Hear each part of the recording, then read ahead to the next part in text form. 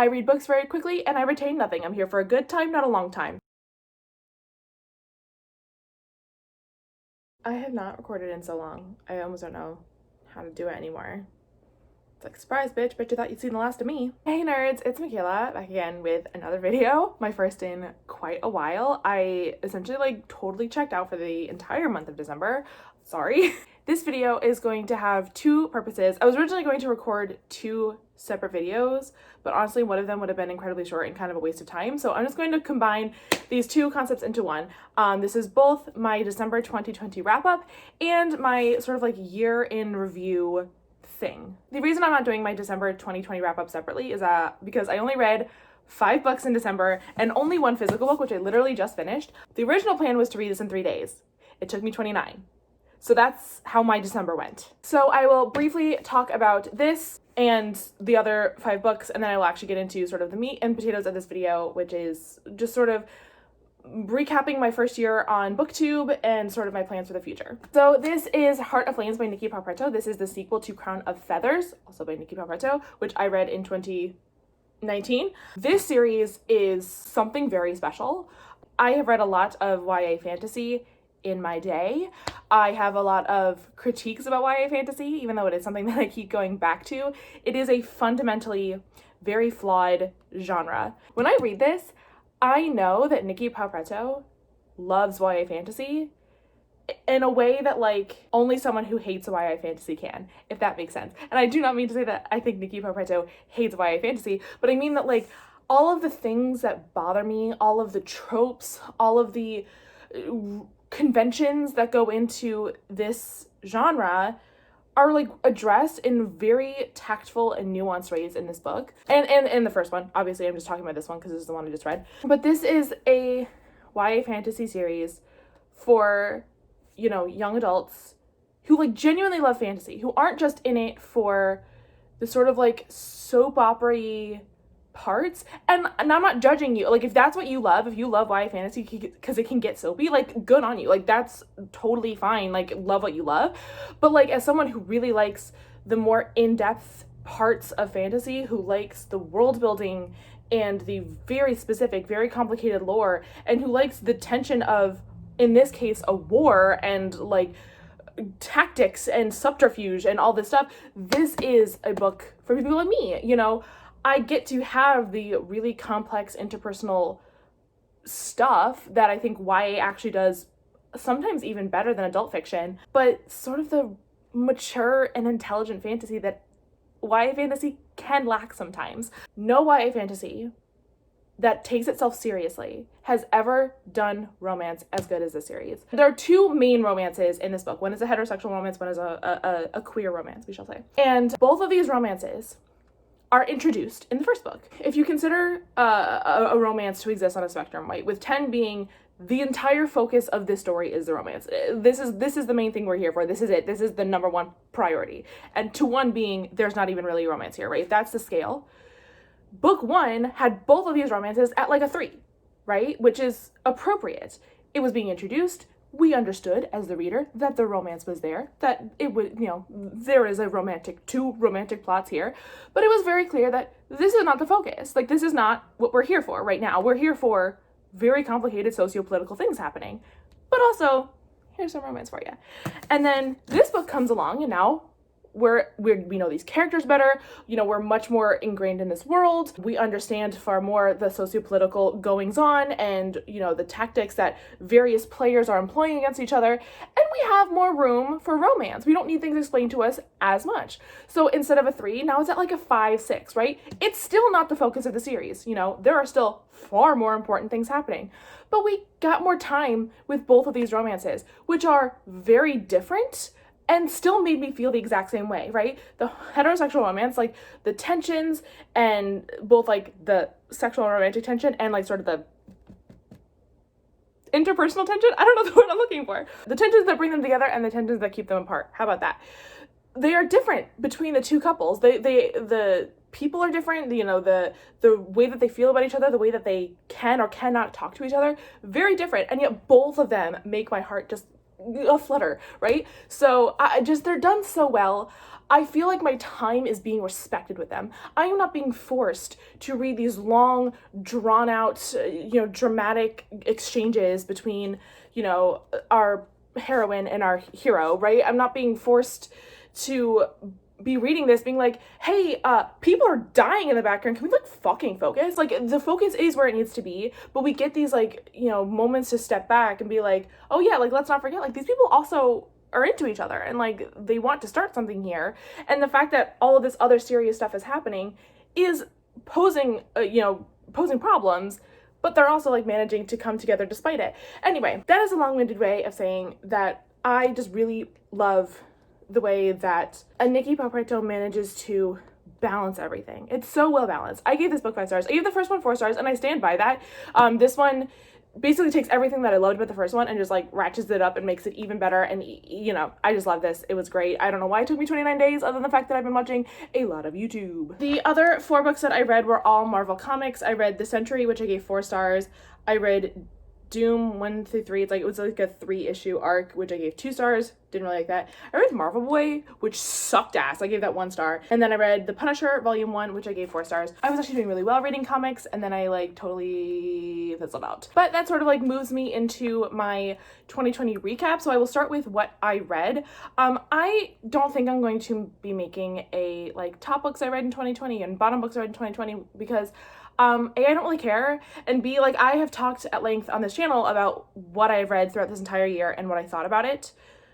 So, I mean, I'm not telling you have to watch all my other stuff, but like, I don't know, I don't really feel like doing it. So, you can go on my Goodreads, which is linked below, and you can find all of my 5-star books and stuff like that. I can tell you that I read 115 books in total, and then I just went and I counted on Goodreads the number of stars I gave the number of stars in each category. What?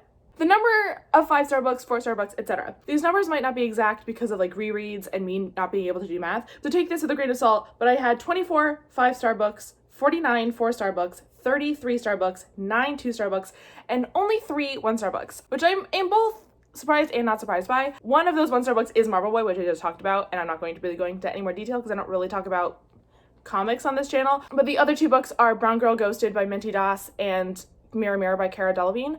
I will have my video reviews for both of those books in the comments below if you want to know more. Not comments, descriptions, whatever. I have made videos. This is a mess. This is a mess. I've been recording for 10 minutes and this is the worst video I've ever made. And then on this channel, I started this channel January 1st, 2020. I actually started it before then, but I posted my first video January 1st, 2020. And so I am posting this very hopefully on December 31st, 1 year later. And in that time, I have posted 60 videos. This video will be 61. And I've gotten 106 followers. That is really wild. I didn't expect that, especially because I have taken like sort of like long gaps, and every time I've taken like a week or 2 off, I've come back to like this like weird bump in followers. So thank you for that, and thank you for all of you who have subscribed. I made it a point when I started this channel. I always knew that I was never going to ask someone to follow me, and I was never going to ask someone to like a video, because I mean, as someone who watches a lot of YouTube, that shit just annoys me. Like, I'm an adult. I will like a video if I want to, and I will subscribe to you if I want to. Don't ask for it. Like, I don't like that. I don't like being asked to subscribe. I get that it works, and there's some like psychological principle that like being prompted to do something makes people, I don't care. I don't care. You are welcome to follow me if you wish, but I'm never going to ask you to do it. But if you have done it, thank you. Like, thank you for being here. I am very glad to have you. Whether you follow me or not, I would very much like your feedback and your opinions and suggestions, both about like things I should read or videos I should make, whatever. Like, I'm always happy to have you here, even though, like I said, I will never ask you to follow me. It is hard not to watch the numbers. That is something that I have learned over the past year, that despite telling myself and even, saying it on camera that I am making these videos for me, for just like sort of a way to create something and a way to keep track of the things that I've done and the things that I've read. All of that is very true. But despite me saying that it's not about the numbers, I absolutely pay attention to the numbers. And I don't know how to get myself to stop. I mean, basically I stop whenever I don't make a video, like whenever I like check out from everything, that's when I'm also checking out from, you know, checking how many likes and how many comments and how many new subscribers. I don't like that I keep pay attention to it, but I do. So that's something I'm going to be personally working on in the future, is just like posting a video and like maybe spending, you know, the following day with the comments and the subscribers and stuff, but then like really forcing myself to focus on what actually matters, which is the books that I'm reading and the videos that I'm making and, you know, the things that I have to say. Like that is more important. I have this whole list that I've actually been compiling for a couple months now because I knew I wanted to make like an end of year, 1 year of booktube thing. So I'm just sort of like going down this list. I want to make more booktube friends. I have made a couple, some people who like, they comment on my stuff and I comment on theirs. And I want to make more booktube friends, preferably other like smaller creators. And so if you are a booktuber, hi, hello, drop me your socials or your channel in the comments below and I would love to check you out. I've never collabed with someone. I've been tagged in one book tag, but I've never like done like a formal collab. So like I'd love to do that. I don't know how that works, but like we can talk about it. But yeah, I just love some more booktube friends. I don't really have a lot of people in my life with whom I can talk about books and what I think about books, so I would love more of that. So another thing that I really was thinking about as sort of at the end of this was my relationship to editing. Like right now, I know this is probably going to be a fairly long raw footage video. I'm probably guessing about 40 to 45 minutes, hopefully. You know, if I'm recording this on December the 29th, and if I want to get it up by the 31st, I have to edit rather quickly. And, you know, I'm thinking about that and I don't want to do it. I get very scared by editing, even when I think it's going to be fun. Like even when I know while I'm recording this, sort of like, oh, this will be a fun cut, or oh, this isn't that long, so it won't take me that long. Even when I know that it's not going to be a grueling process, getting myself to like sit down in front of the computer and edit is a nightmare. Like I am a nightmare. I'm a child. Like I go fucking kicking and screaming to the computer. And that's hard. I don't know how to make it more fun. I mean, I'm one of those person, I'm very big on like, not multitasking, I guess multitasking, right? Like if I'm playing a video game, I'm also listening to podcasts, or if I'm cooking, I'm also watching YouTube videos, right? Like I'm like never alone with a thought. And I think that's the problem with editing, that it's just like me sitting with me and like hearing my voice over, like going back and like cutting and like all this stuff, and it's just silence other than my own voice, and that's a fucking nightmare. And if you know me, you know that's a fucking nightmare. But editing can also be really fun. Please don't go back and watch the first video I ever posted because it's terrible. But if you were so inclined, if you would compare that video to something I posted more recently, like you can definitely tell, and I can definitely tell, that my editing style has improved, that I've gotten better. I mean, I've gotten a new editing software that I actually like paid for. I'm not like super in love with it, but I'm not willing to spend more money on a better one. So, but like I'm better at knowing when to cut, about knowing what fat to cut, about I'm trying to get into like some more fun editing. Like I really love the editing styles of like Curtis Connor. Now obviously I don't have that kind of time. I don't have that kind of talent. I don't have that kind of software or anything. Like I cannot do what he does. But I just sort of like that more fast-paced, sort of a little goofy, a little ridiculous style of editing, and that's something I definitely want to keep practicing on. I think I am limited by the software that I have, but like I'll just keep going with it as long as I can. But with editing and with what I'm recording, I'm still finding my voice. I still don't really know every time like I sit down to record exactly what I want to say, even when I have a script, because I have sometimes script out these videos. I think overall scripting doesn't really work for me, but I'm still trying to find my voice. I think that I am, because I watch so many YouTube videos, very influenced by other people that I want to sound like, other people who I think sound really cool or really funny or really smart. And I want to be all those things. I want to be cool and funny and smart. And, you know, I think I have to still be focusing on just being myself and saying the things that I want to say in the ways I want to say them, in the way that makes sense to me.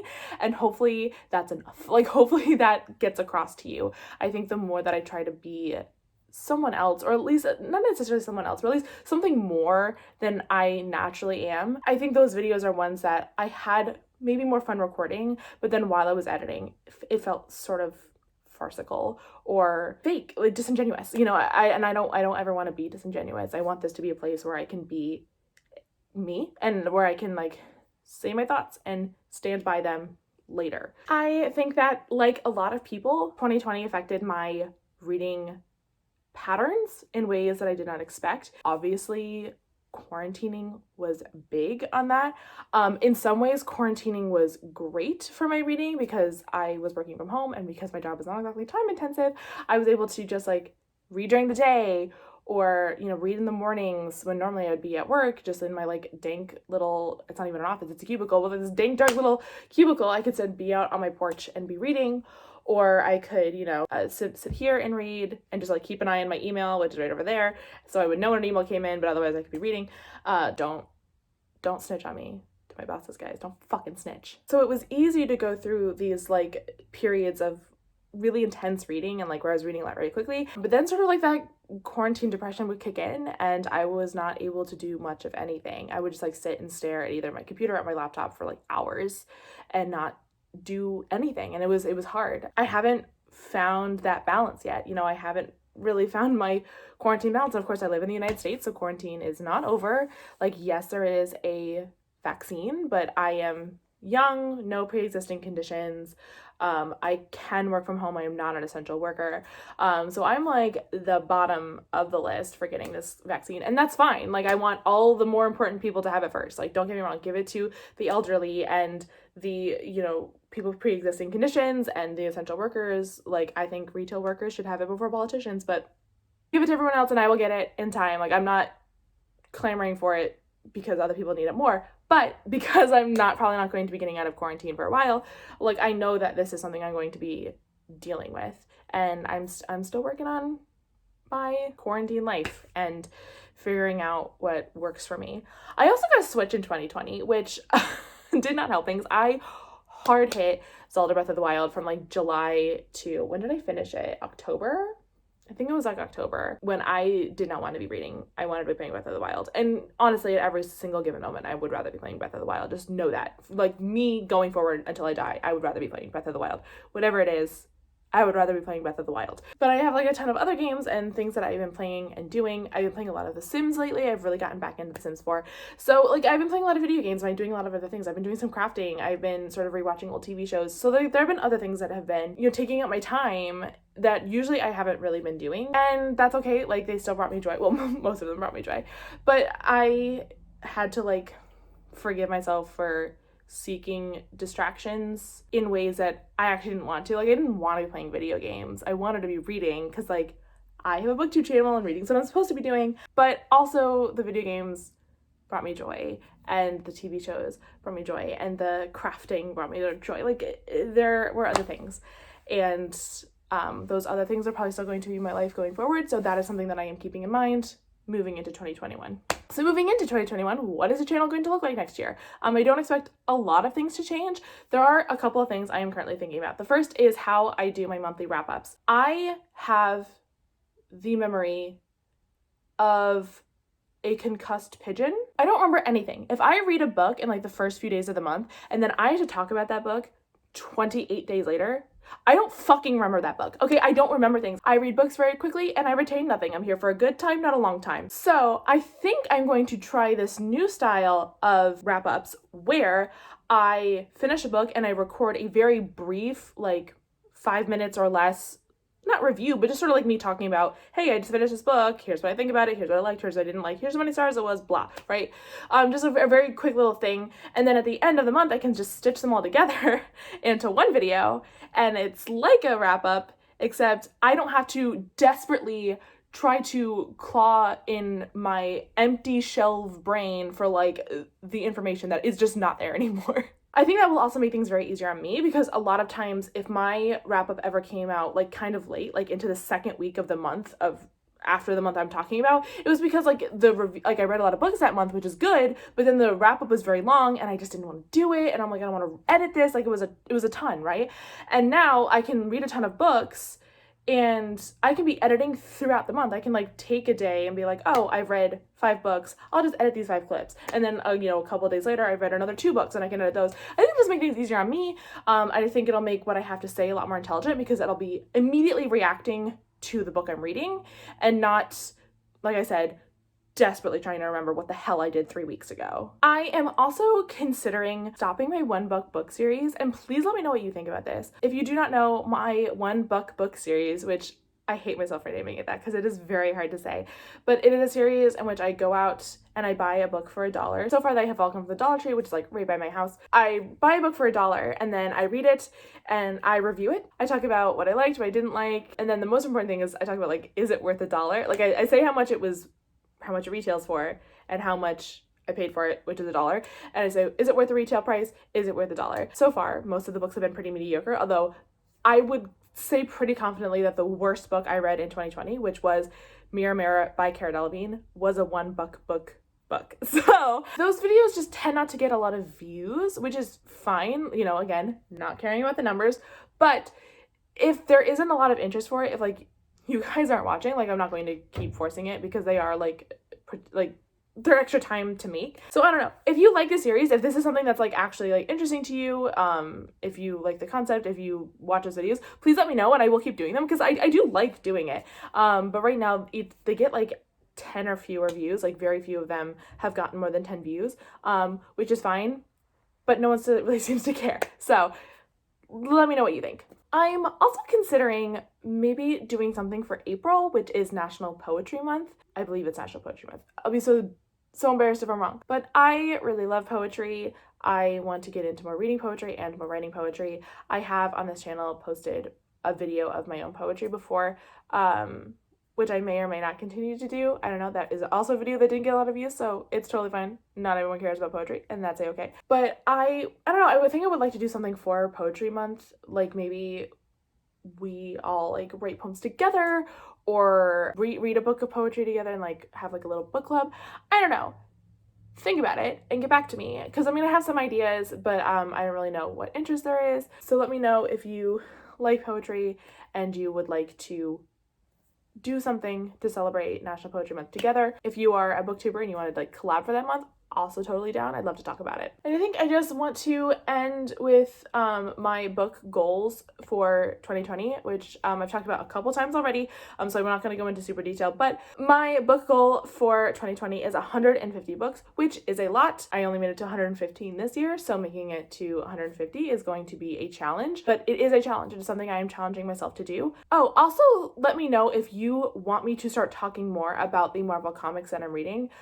So every time I read Marvel comics, which I did a lot at the beginning of the year and I'm starting to pick up again, I just mention them at the end of my wrap up for that month, and I just talk about like the volume that I read and how many stars I gave it, but I don't really go into any detail. I don't talk about plots, I don't talk about characters, I don't even really talk about like my critiques for it. But if there's interest for that, I will do it. I mean, I probably still won't spend as much time as I talk about like actual like physical novels or nonfiction books, just because I think that's mostly what people are here for. But if any of you are like looking to get into Marvel comics some more, or looking to find out about Marvel comics to like find out if you want to get into it, I will happily talk about that. I don't want to like force it on you if that's not what you're here for. But if people express an interest in that, I will happily talk about it. Okay, I think that's all I have to say. I just want to say again, thank you so much for being here. However long you've been here and however long you want to stay, I'm very happy to have you. This is just a thing I started truly on a whim. I like decided one day like I'm just gonna make a booktube account, and I made the account and then, you know, posted the first video in January. I don't really have plans, like just generally speaking, but like I especially don't really have plans for this channel. I'm not trying to grow it. I'm not trying to foster any kind of growth or like whatever. Like I'm not trying to do anything here. I just want to sit down on occasion and make a video. I do not have an upload schedule, and I do not plan to create an upload schedule. This is not a source of income for me, so I also do not want it to be a source of stress for me. I just like talking about books, and I like hearing what you guys have to say. I like hearing when you guys agree with me and when you don't, and all that stuff. I like reading in the comments when you guys make recommendations to each other. I think that's all really, really great. If you found me because of my Leave the World Behind review, hello. Thanks for being here. Did not expect that video to like fully pop off. I think I just checked and I can't remember. I think it's at like 1,200 and something views, which is insane. Not every video is gonna be like that. Sorry, I'm not usually so funny. I'm not usually so passionate about things. I don't read things that I like really, really love or like really, really don't like that often. Most things are in the middle because most of life exists at the top of the bell curve. I'm really sad that Yellfest was canceled this year because I was very much looking forward to having this collection of ARCs. I have reached out to my local independent bookstore, Midtown Reader, to see if I could get ARCs because they are where I got the Leave the World Behind ARC. And so I've inquired about getting ARCs from them, but I have not heard back, and it has been like 3 months. So I don't think they are interested. But I would love to have ARCs to read for you guys to help you make purchasing decisions. But I don't know where I would get them. So, but yeah, thank you for watching. Thank you for being here. Thank you for a very weird year. 2020 wasn't great in almost every way. But I'm glad that I had this. I'm glad that I had this little project and this very small community of people who show up. I really enjoyed all of this, and I'm very excited for what is to come. I am excited for new ways to challenge myself and new books that I'm going to read, and all the things that I don't even know about yet. Can 2021 be worse than 2020? Almost certainly. Like, everyone who says that it can't possibly get worse, I mean, tempt fate on your own. I'm saying that 2021 absolutely has the possibility to be worse than 2020 because I'm not an idiot. But here's hoping that it's not. Here's hoping that 2021 is better. And here's hoping that we all have the opportunity to be introverted book nerds, but like together, Yeah. Okay, guys, that is all I have for you. I've been rambling forever. Thank you so much for watching, and I will see you guys in 2021. All right, bye.